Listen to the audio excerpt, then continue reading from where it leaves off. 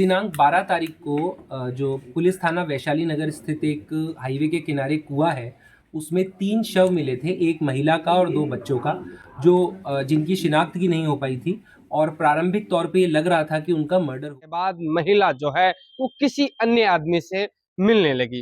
किसी दूसरे आदमी के साथ वो प्यार में पड़ गई, लेकिन आदमी जो था सामने वाला, अब वो उसे प्यार करता था या नहीं करता था, ये तो वही जाने। आपको बता दें 13 फरवरी का दिन वैशाली नगर, ये एक जगह है अलवर में, राजस्थान के अलवर जिले के वैशाली नगर में 13 फरवरी को एक कुएं पर 3 लाशें मिलती हैं। आपको बता दें 3 लाशों में एक लाश जो है बेटी की जो है, उनमें एक महिला, एक बेटा और एक बेटी, ये 3 लाशें थी, जिनमें आपको बता दें बेटी की लाश जो है वो कुएं पर जो जाल बना हुआ था उसमें वो अटक गई। आपको बताना चाहेंगे कि जो लाशें थी उनको कुएं में पूरी तरह से खुर्द-बुर्द करने के लिए डाला गया, लेकिन आप कह सकते हैं कि एक जाल जल्दबाजी की वजह से वो जाल में अटक गई, जिससे पुलिस को पता लगाने में कि ये जो यहाँ लाशें हैं वो कहाँ हैं, कैसी हैं। आपको बता दें अब यहाँ जब उनको लाशें मिली तो पुलिस ने छानबीन शुरू कर दी उसके बाद, लेकिन आपको बता दें ये बड़ी बात थी कि आखिर जब लाशें वहां पड़ी हैं तो उनमें एक चीज कॉमन देखी गई कि सबकी जुबान जो थी वो बाहर थी। क्लियर हो गया पुलिस को कि जिनका मर्डर हुआ है, हत्या की गई है, किसी ने इनकी जान ली है। लेकिन अब ये एक बड़े अपने आप में बहुत बड़ा सवाल पुलिस के लिए एक सामने चुनौती कि आखिर आखिर जिसने इसका मर्डर किया है, जिसने इस हत्या को प्लान किया है, जिसने इस हत्या को किया है, जिन्होंने इन तीनों की जान ली है, आखिर वो कौन है।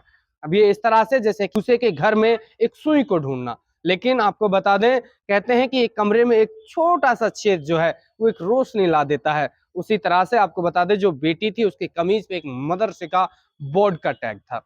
जैसे मदरसे का बोर्ड का टैग मिला तो अलवर के जितने भी मदरसे थे उन सभी में छानबीन शुरू कर दी गई। उनमें पता लगा कि इस मदरसे में एक तीसरी क्लास में दोनों बच्चे थे जो कि कई दिनों से गायब थे। आपको बता दें जब पता लगा ये कि गायब कौन थे तो ये भी जाहिर हो गया कि आखिर ये लाशें किसकी हैं। उसमें इतना क्लियर होने में ज्यादा वक्त नहीं लगा, पुलिस ने 36 घंटों में ये क्लियर कर लिया कि ये लाशें किसकी हैं और इसके बाद इनके पीछे किसका हाथ है। आपको बता दें एक महिला फरमीना नाम की है जो कि वैशाली नगर से थोड़ी दूर रहती हैं और उनकी ये लाशें थी। उनके 2 बच्चे थे जिनमें 10 साल का बेटा और 12 साल की बेटी जो मदरसे में पढ़ा करते थे। पति की हत्या लगभग 5 साल पहले किसी ने कर दी थी, क्योंकि आपको बता दें उनकी जो शव था वो भी किसी एक बंद गाड़ी में मिला था। अब यहाँ ये बिल्कुल चीज क्लियर हो गई कि किसी ने इनकी हत्या की है। फिर जब उसके बाद पुलिस को इसके छानबीन करते हुए ये पता लगा कि ये महिला जो है एक इस्राइल नाम के व्यक्ति से मतलब संबंध में थी। उससे पहले मैं आपको बता दूं आखिर करती क्या थी। फरमीना जो है वो आप हनी ट्रैप का काम क्या करती थी? काम करती थी। वो एक सेक्स वीडियोस जो बनाते हैं उसमें वो संलिप्त थी। इस तरह का एक केस उनके ऊपर था, इस तरह के केस उनके ऊपर था, ये काम उनका था, लेकिन जो उनके साथ इसराइल था वो भी मिलकर इसी काम को अंजाम दिया करते थे। अब लेकिन ये बात जब दोनों काम को अंजाम दिया करते थे तो इसराइल जो उनसे प्यार करता था, प्यार से ज्यादा डर उनको किस चीज का था कि जो इसराइल को हत्यारा बनना पड़ा। आपको बता दूं इसराइल ये कबूलता है कि मुझे जो है ये पता लगा कि फरमीना नाम की जो महिला जिसके साथ वो प्यार में था, जिसके साथ वो प्यार में बातें करता था, रिलेशन में था, वो महिला अब किसी तीसरे आदमी से बातें करने लगी।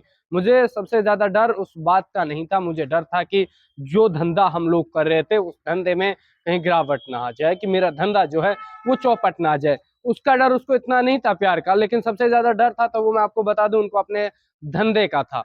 धंधा कहीं खत्म ना हो जाए, तो इसी वजह से इसराइल को उसका हत्यारा बनना पड़ा। और इसराइल कबूलता है कि मैंने 5 फरवरी को उनको कॉल किया, मैंने उनको मनाया कि आप मुझसे एक बार मिलिए।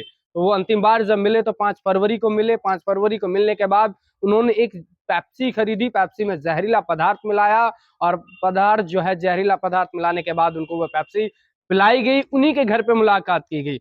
ये कहानी जो है इसराइल खुद बताता है कि 5 फरवरी के दिन वो वहां जाता है, उनके घर पे मुलाकात करता है, उनको पेप्सी पिलाता है, जिसके बाद उनकी बेहोशी की हालत हो जाती है। जब वो बेहोश हो जाते हैं तो उसके बाद वो करता है कि उनके गला दबाकर हत्या कर देता है। फिर उनके ही जो घर है उसी में वो 5 दिन तक उन सबों को पट के रखता है कि आखिर वो प्लान कर रहा था कि कहाँ इन सबों को छुपाया जाए।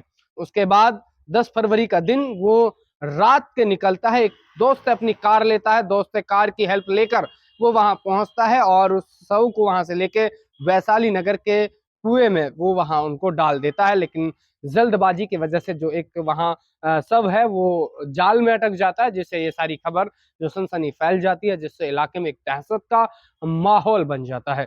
अब ये कि इसराइल इतना क्यों आगे तक बढ़ा, क्योंकि इसराइल बताता है कि मुझे सबसे ज्यादा डर था कि जो हम काम करते थे, मैंने आपको बताया कि फरमीना जो है उन पे पहले भी एक इस तरह का सेक्स रिलेटेड जो वीडियो वगैरह बनाते हैं, सेक्स ब्लैकमेलिंग करते हैं, उसका उनके ऊपर एक केस भी था जो काम वो करते थे। इसी काम की वजह से इसराइल को डर था कि मेरा झंडा चौपट हो जाएगा, इसीलिए उसको हत्यारा बनना पड़ा। लेकिन अब परिवार का ये आरोप है कि जब 5 साल पहले लगभग फरमीना के पति की जिस तरह से उनका संदिग्ध अवस्था में शव मिला, तो कहीं ना कहीं ऐसा तो नहीं है कि इसराइली उसका हत्यारा हो। अब पुलिस छानबीन कर रही है, अब इसमें क्या हो सकता है आप मुझे कमेंट करके जरूर बता सकते हैं। देखिए, दिनांक 12 तारीख को जो पुलिस थाना वैशाली नगर स्थित एक हाईवे के किनारे कुआं है, उसमें 3 शव मिले थे, एक महिला का और 2 बच्चों का, जो जिनकी शिनाख्त की नहीं हो पाई थी और प्रारंभिक तौर पे ये लग रहा था कि उनका मर्डर हुआ है। इस केस में जो है पुलिस ने पहले प्रकरण दर्ज किया और उनकी शिनाख्तगी के प्रयास किए। पुलिस टीम ने काफ़ी अच्छा काम करते हुए उनको आइडेंटिफाई किया और आइडेंटिफाई करने से पता लगा कि महिला का नाम है फरमीना पत्नी जैकम और बच्चों के नाम है दिलशान और सपीना। ये रामगढ़ थाना इलाके के रहने वाले हैं और महिला जो है, इसके पति की मृत्यु हो गई थी, उसके बाद से जो अपने अलवर शहर में किराए का मकान लेके रह रही थी। और जो तफ्तीश से ये पता लगा कि एक इसराइल नाम का व्यक्ति महिला के संपर्क में था, उसके महिला से संबंध थे और वो महिला के साथ रहता था और बीते कुछ दिनों में महिला किसी और व्यक्ति के संपर्क में आई और इस वजह से वो इसराइल को छोड़ के अब उसके साथ जाना चाह रही थी। इसराइल को ये बात बर्दाश्त नहीं हुई और उसने तय किया कि वो इसे एलिमिनेट करेगा। इसलिए दिनांक 5 फरवरी को उनके घर गया और कोल्ड ड्रिंक के अंदर नशीली दवाई मिला करके तीनों को पिला दी। जब ये अचेत हो गए, उसके बाद गला दबा करके रस्सी से उनका मर्डर किया और बॉडीज़ वहीं छोड़ दी। और बाद में उसने जब एक डिस्पोजल स्पॉट ढूंढा, उसके बाद वो किसी व्यक्ति से एक गाड़ी मांग के लाया और उस गाड़ी में इन शवों को डाल करके इसने वहाँ पर उन शवों को उस कुएं में डाला। सर कितनी कौन सा दिन था वो दिन कैसी थी? 10 तारीख को, 10 फरवरी को बॉडीज़ जो है कुएं में डाली गई। मर्डर करने के बाद कहीं चला गया था, खुद एज यूजुअल काम एज यूजुअल ये अपनी घर पे जो अपना काम धंधा है वो करता रहा। पुलिस ने इसको घर से अरेस्ट किया। जी, सर इसका बैकग्राउंड क्या है जो पकड़ा गया आरोपी? ये यहीं के जो है आपके बख्तल के पास ही गांव है, वहाँ का रहने वाला है और इधर मजदूरी और पत्थर तोड़ने का इस तरह का ही काम करता है।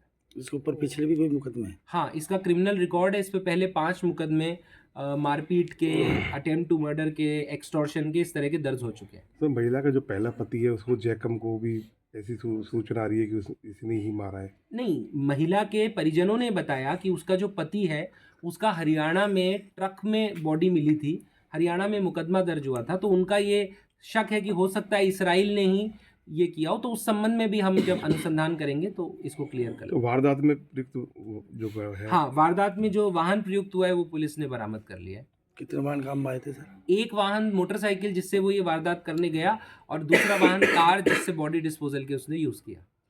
ठीक।